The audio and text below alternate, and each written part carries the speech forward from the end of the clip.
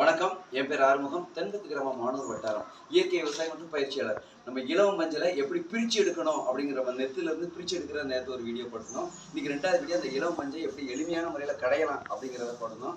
இது 3வது வீடியோ. என்ன அப்படின்னா அந்த கடைஞ்சிருக்கோம், நல்லா கடைஞ்சி பஞ்செல்லாம் எடுத்துட்டோம். அந்த பிரித்து எடுத்த பஞ்சுகளை எப்படி தனியாக சேகரம் பண்ணலாம் அப்படிங்கிறத பாருங்கள். நீங்கள் பாருங்கள்.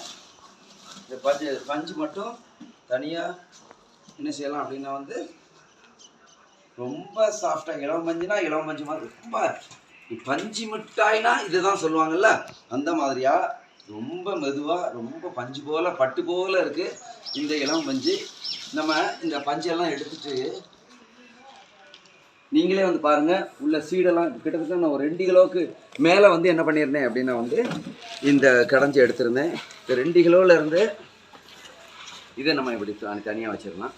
கடைஞ்சி எடுத்த பஞ்சிலேருந்து எவ்வளோ சீடு மட்டும் வந்திருக்குன்னு பாருங்கள். சீடெலாம் இப்போ எடுக்கிறதுக்கு எளிமையாக இருக்கும். இந்த மாதிரியான இளம் மஞ்சி விதைகளை நம்ம என்ன செஞ்சிடலாம், கலெக்ட் பண்ணிடலாம். இதை என்ன செய்யலாம் அப்படின்னா ஒன்று சில கிராமங்களில் வேக வச்சு உடச்சி சாப்பிட்றாங்க. சில கிராமங்களில் ஆடு மாடுகளுக்கு தீவனமாக கொடுக்குறாங்க. நம்ம இப்போ என்ன செய்ய போகிறோம்னா ஆடு மாடுகளுக்கு ஒரு எடுத்து கொஞ்சம் ஆடு மாடுகளுக்கு கொடுக்குறோம். மிச்சம் உள்ளதை நம்ம தரமான விதைகளை முதல் கிரகம் விதைகளை மண்புழு கழிவுரம் தென்னினார் கழிவுரத்தோடு கலந்து வேலியோர பயிராக மீண்டும் நம்ம என்ன செய்ய போகிறோம், தோட்டத்தில் நம்ம போட போகிறோம். அதற்கான இந்த விதைகளை தேர்வு பண்ணி வச்சுருக்கேன். எளிமையான முறையில் நீங்கள் இலவ மஞ்சள் பிரித்து எடுத்து அதை கடைஞ்சி இந்த மாதிரி சீடுகளை சேகரம் பண்ணி நீங்கள் வரப்போகிற பயிர்களாகவும் வேலியோர பயிர்களாகவும் போடும்பொழுது நம்மளுக்கு 2 விதத்தில் லாபம். ஒன்று வரப்போகிற பயிராக இருக்கும், அந்த இலைகளில் கொஞ்சம் ஆடு மாடு தீவனமாக இருக்கும். மற்ற நேரங்களில் அந்த இலவ மஞ்சள் எடுத்து நம்ம சொந்த பயன்படுத்தலாம். அதிகமாக வரும்பொழுது வியாபாரத்துக்கு கொடுக்கலாம். நம்ம நண்பர்களுக்கு சொந்தக்காரங்களுக்கு இந்த மாதிரி இலவ மஞ்சள் கொடுக்கும்போது ரொம்ப நல்லாயிருக்கும்.